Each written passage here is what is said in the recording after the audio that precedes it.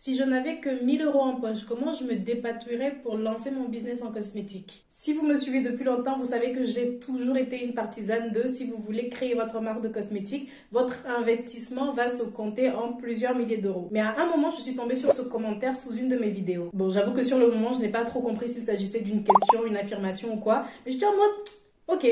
Challenge accepté. Dans cette vidéo, je vais vous montrer exactement qu'est-ce qu'il est possible de faire avec 1000 euros si vous voulez lancer votre marque de cosmétique en conformité avec la réglementation européenne et qu'est-ce que vous allez devoir sacrifier. Partons du principe que j'ai déjà réalisé une étude de marché et que mon projet est de réaliser une crème visage anti-taches pigmentaires pour les femmes noires cadre d'une trentaine d'années. Ma prochaine étape est bien sûr de créer mon produit et pour ça, 3 options s'offrent à moi et pour chacune, on va voir combien ça me coûterait et si c'est adapté à ma poche ou non. La première option, c'est la classique, c'est d'aller voir un laboratoire et leur dire voilà, mon étude de marché a révélé que mes cibles étaient en recherche d'une crème visage anti-taches, donc créez-moi ça. Pour satisfaire ma demande, le laboratoire devra passer par 4 étapes principalement qui, dans notre option, vont correspondre à nos 4 grandes catégories de coûts. Vous les connaissez par cœur si vous avez déjà vu 2-3 vidéos sur ma chaîne, mais on va dire que la répétition est pédagogique. Ils vont devoir formuler ma crème, trouver une recette qui sera efficace sur mes futurs clients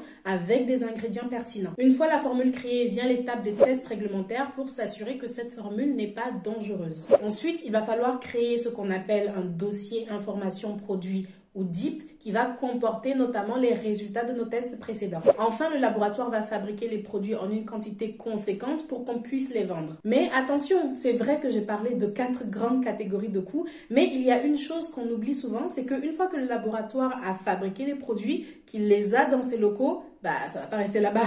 Il faut qu'il les envoie chez nous. Donc là, c'est encore des frais de livraison à appliquer. Bon, j'espère que vous avez apprécié cette petite révision parce qu'il est clair qu'il ne s'agissait que de ça puisqu'on ne va pas pouvoir aller bien loin avec cette option. En moyenne, une formulation avec un laboratoire va se facturer à 3000 euros. A.k.a. notre budget x3. On peut vous proposer plus comme moins selon la complexité de votre formule à la base, mais je n'ai personnellement jamais vu un coût de formulation qui allait bien en dessous de nos 1000 euros de budget, alors ça ne va pas être envisageable. Maintenant, je vous vois venir.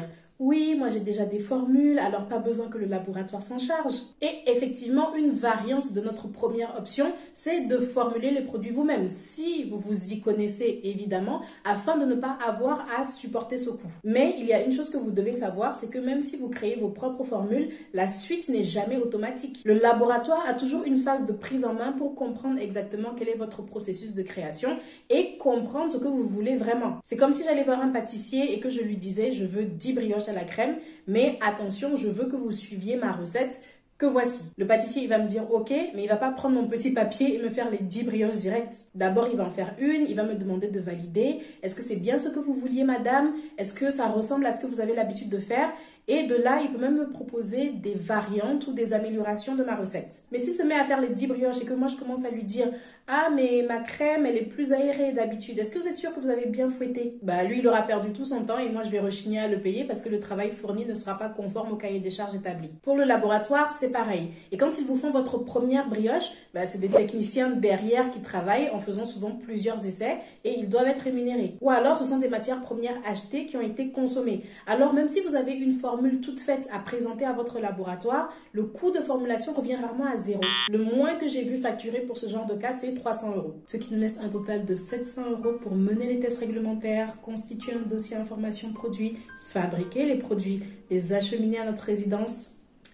Option 2. Si vraiment j'ai un budget limité, ce que je peux considérer, c'est de m'éviter toutes les étapes coûteuses liées à la création de A à Z d'un nouveau produit cosmétique. Autrement dit, autant acheter un produit tout fait et venir le revendre à mon nom. Il y a un système en cosmétique qui propose exactement ça, c'est la marque blanche. Des laboratoires mettent à disposition leur catalogue de produits qui ont déjà été formulés, ont déjà été testés, ont déjà été packagés, étiquetés. Et forcément, ça vous décharge de pas mal de coûts fixes. Alors, ce que je fais, c'est que je tape basiquement laboratoire de cosmétiques marque blanche sur Google et j'épluche un petit peu tous les résultats qui me semblent pertinents. Là, mon objectif, c'est d'aller un petit peu sur tous les sites, de consulter leur catalogue produit pour voir ce qui peut correspondre à ma demande. Le premier problème auquel je me heurte, c'est que je ne trouve pas toujours exactement ce que je recherche, à savoir une crème visage anti-taches. Et c'est souvent l'obstacle lorsqu'on envisage la marque blanche. Les laboratoires qui proposent ce genre de pratique, c'est quoi leur but? Commercialement, je veux dire. C'est de faire du volume, vendre à un maximum de marques justement pour couvrir tous leurs frais de développement qu'on a cités plus haut, à savoir la formulation, les tests réglementaires et consorts, et faire de bonnes marges. Donc, vu le projet, ils ont tout intérêt à ce que les produits qu'ils vendent plaisent à un maximum de marques. En gros, ils ont tout intérêt à ce que leur catalogue de produits soit générique. Donc, vous allez souvent trouver des choses basiques, crème hydratante, crème anti-âge, gommage. Et si vous voulez un produit avec une fonction très spécifique ou alors qui répond à un besoin trop de niche, là, ça peut être compliqué. Mais il ne faut pas que j'abuse non plus. Le volet anti-tache, ce n'est pas non plus la denrée la plus rare. Donc, je finis quand même par trouver une crème anti-tache, mais pour peau mature. Je pense qu'ils font spécifiquement référence aux taches de vieillesse, là, un peu marron, orangé, vous voyez. Si c'est le seul produit sur lequel je tombe, alors là, j'ai deux choix. Continuer de chercher pour espérer trouver quelque chose qui me correspond mieux, ou alors adapter mon projet si ça ne chamboule pas trop tout. Mais surtout, adapter ma communication, car je devrais rigoureusement suivre les allégations prévues par le laboratoire. Par exemple, si en créant une crème, le laboratoire dit que cette crème, elle est nourrissante, vous ne pourrez pas rajouter hydratante comme ça, sortie de votre chapeau. C'est le labo qui a créé le produit. C'est eux qui savent c'est quoi les effets exacts. Et comme tous les tests ont déjà été réalisés, tout est déjà prêt, vous ne pouvez rien changer à ce niveau-là. Pas seulement parce que ce n'est pas moral, mais aussi parce que ce n'est pas légal. Dans notre cas, pour faciliter la vidéo, on va partir sur l'option ajustement de communication. Disons que tache de vieillesse ou pas, on parle de surproduction de mélanine. Et même si notre cible est plus jeune, on va mettre en avant les actifs de la crème plutôt qu'un type de population. J'insiste, c'est un gros raccourci pour les besoins de la vidéo. Dans la vraie vie, il y a d'autres paramètres à prendre en compte, comme déjà rien que le type de peau. Donc, il vaut mieux se rapprocher du laboratoire, leur demander est-ce que dans notre cas, ce sera toujours adapté et bien sûr, tester avant d'acheter. Mais ici, c'est juste les tarifs qui nous intéressent, alors on continue avec cette solution. Ce qui est intéressant avec les laboratoires qui font de la marque blanche, c'est que de plus en plus, on peut avoir accès sur leur site internet à des bons de commande qui récapitulent directement tous leurs tarifs plutôt que d'avoir à contacter 50 personnes différentes juste pour obtenir un devis. Alors dans ce catalogue, on me propose une crème à 10,60 € avec un minimum de produits de 170. Sauf erreur de ma part, le catalogue ne mentionne pas si ce tarif comprend la personnalisation des étiquettes avec notre logo. Mais on va considérer que si, parce que c'est souvent le cas. Alors, 10,60 € et un total de 170 crèmes, ça nous fait déjà 1802 € hors taxe, presque le double de notre budget, voilà. Encore une fois, je peux décider de continuer mes recherches pour trouver des tarifs plus attractifs, mais c'est vrai que de ce que je vois habituellement sur le marché, les crèmes visage, ça tourne autour de 10 €. Ce sur quoi on peut jouer par contre, ce sont les minima de commande qui, eux, peuvent être en dessous de 170 articles et nous permettre de mieux rentrer dans notre budget. Mais encore une fois, de ce que j'observe généralement sur le marché, c'est qu'on peut vous demander un minimum de commande autour de 1000 €. C'est souvent le seuil proposé, sinon c'est pas un deal intéressant non plus pour le laboratoire. Donc on peut vous dire, allez ici, commandez 50 crèmes visage à 10 €, ça vous fait 500 €. Mais pour atteindre votre minimum de commande exigé, confiez-nous par exemple la réalisation de votre logo de A à Z, ou alors commander d'autres produits, mais dans tous les cas, vous allez dépenser 1000 € au moins chez nous. Et il faut savoir aussi que dans le cadre de la marque blanche, des frais supplémentaires peuvent être à prévoir pour la personnalisation de votre étiquette, la délivrance d'une attestation réglementaire, juste le traitement de votre dossier. Et ces frais sont souvent autour de 300 jusqu'à 500 €. Attention, vous pouvez tout à fait tomber sur un laboratoire qui fonctionne différemment de ce que je vous dis là. Ne restez pas non plus buté sur les estimations que je vous donne. Mais là, au moins, on a quelque chose qui se rapproche plus de notre budget, à savoir 1000 € pour un produit déjà packagé, déjà étiqueté avec notre logo dessus. Il ne reste plus qu'à payer des frais de livraison et éventuellement des frais de dossier. Bon, ici, vous pouvez chipoter. Vous pouvez me dire, oui, mais Josiane, tu nous as promis de lancer notre marque avec un budget de 1000 € seulement. Et là, on se retrouve quand même avec une somme de 1300, 1500 € au mois. Bon, déjà, calmez-vous, je fais de mon mieux, ok? Mais j'entends quand même la réflexion qu'il y a derrière. Alors, on passe à l'option 3. Acheter des produits cosmétiques déjà tout faits, comme dans l'option 2, oui, mais sans les revendre sous notre nom de marque propre. En gros, se positionner comme distributeur et faire de l'achat-revente classique. Mon premier réflexe quand j'ai cette idée est d'aller une nouvelle fois me balader sur Internet et chercher un produit qui pourrait me plaire et répondre à la problématique de mes cibles. La prochaine étape sera de contacter la marque pour lui demander ses tarifs professionnels. Bon, je ne vais évidemment pas vraiment le faire pour éviter d'aller perdre le temps des gens, mais je peux tenter d'estimer ses tarifs. Donc attention pour cette partie, je vous la refais, ce sont mes estimations. Et d'ailleurs, je décide de cacher le nom des marques que je vais sélectionner pour mon exemple pour éviter de les associer à mes hypothèses qui, en tant qu'hypothèses, peuvent ne pas refléter leur réalité. Le premier produit que je trouve intéressant se trouve sur Cdiscount. Et il est distribué par plusieurs vendeurs différents avec des prix allant de 6 à 8 euros. C'est vraiment difficile de trouver des infos, mais au vu de l'origine de certains distributeurs, tout porte à croire que le produit est fabriqué en Chine, possibilité d'avoir des marges conséquentes, mais surtout des prix distributeurs très bas. Mais le fait que ce soit fait en Chine aussi va potentiellement m'exposer à des frais de livraison hors normes ou encore à des démarches réglementaires qui auront aussi leur coût. Donc, je ne vais pas m'aventurer ici, je next.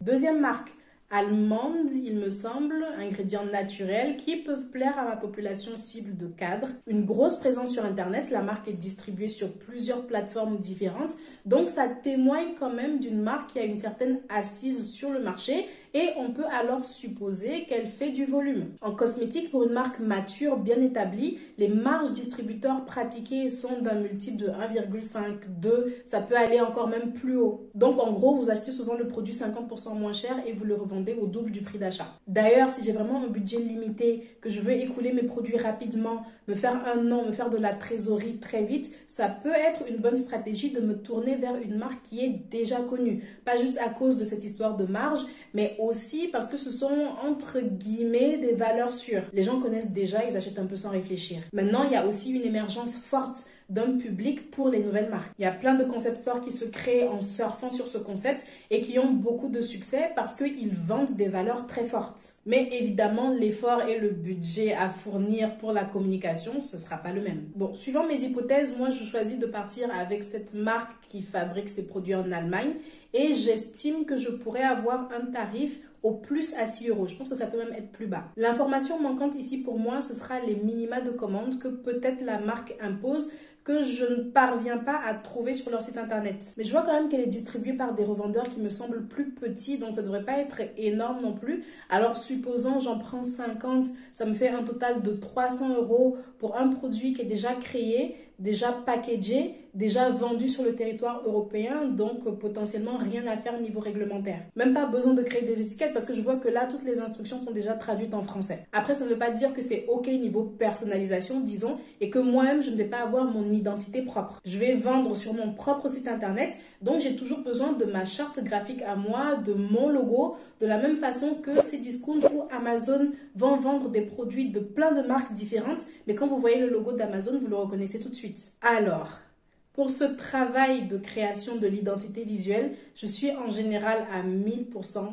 pour le fait de faire appel à un professionnel. Pour avoir un accompagnement profond, qualitatif, nécessaire en cosmétique. Problème dans notre situation, c'est hors budget, clairement. 1000 euros, ce serait juste le début du commencement de la conversation avec un designer. La solution qui me vient en tête en tant que non professionnel du design, c'est d'aller me balader sur un site comme Fiverr et trouver un freelance qui va pouvoir me faire un logo pas cher. Attention, je mentionne cette solution ici parce que j'ai une vidéo à faire et que le sujet fait que. Mais dans la réalité, c'est vraiment quelque chose que je déconseille. Si vous voulez créer une marque durable, qui va perdurer dans le temps, qui va impacter les gens. Parce que créer une telle marque nécessite de travailler ses fondements, mais à fond la caisse. Parce que sans ces fondements, votre marque, elle va s'écrouler. Elle sera incohérente, votre site ne va pas comprendre le message et elle va simplement pas acheter chez vous. Les fondements d'une marque, c'est quoi? C'est son positionnement, c'est tout ce qui va faire son identité. Et une fois seulement que vous avez fait ça, vous pouvez passer à la création du logo. Parce que le logo, c'est une manifestation de l'identité de votre marque. C'est une conséquence du message que vous voulez qu'elle raconte. Je ne rentre pas plus dans les détails parce que j'ai déjà sur cette chaîne une playlist complète marketing, communication en cosmétique où j'aborde ce sujet et plein d'autres. Donc, il faut comprendre que aller sur Fiverr, trouver quelqu'un qui va vous faire votre logo en 2-2, ce n'est pas l'idéal pour une marque que vous voulez solide, durable. Je ne dis pas que les prestataires sur ce site ne sont pas talentueux. Je dis juste que la personne que vous allez payer 19 euros, ce n'est évidemment pas elle qui va consacrer 1 à 3 mois de son temps pour vraiment travailler votre positionnement, réfléchir à vos valeurs, pour vous trouver une charte graphique, un logo qui va perdurer sur les années. Ceci étant dit, avec un budget réduit, il faut aussi faire des concessions. Malgré tout, je vous conseille au moins de bien travailler de votre côté à vos valeurs, à votre positionnement pour avoir un semblant de cohérence de marque dès le départ. Maintenant, l'avantage de la solution Fiverr, c'est qu'il me reste même encore assez de budget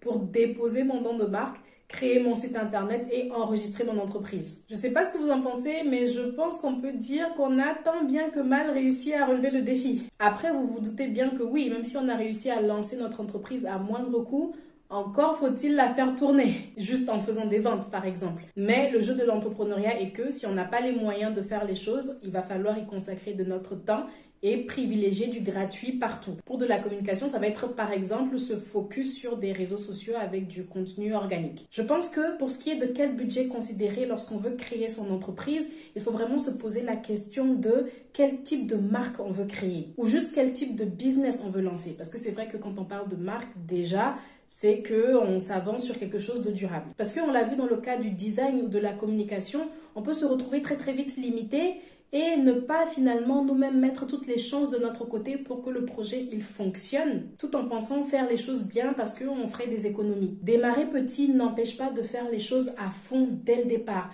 Ne confondez pas prise de risque mesurée et juste refus d'investissement par peur. Si malgré tout ce qu'on a dit, vous ne trouvez pas le moyen de faire rentrer un début de projet que vous avez en tête dans ce budget de 1 000 € là, alors la solution peut être de considérer la recherche de financement. J'ai plusieurs vidéos sur le sujet que je vous mets en suggestion et si vous voulez avoir toutes les étapes dans l'ordre pour créer votre marque de cosmétiques, j'ai une masterclass également d'1 h 30 qui est gratuite et dédiée à ça.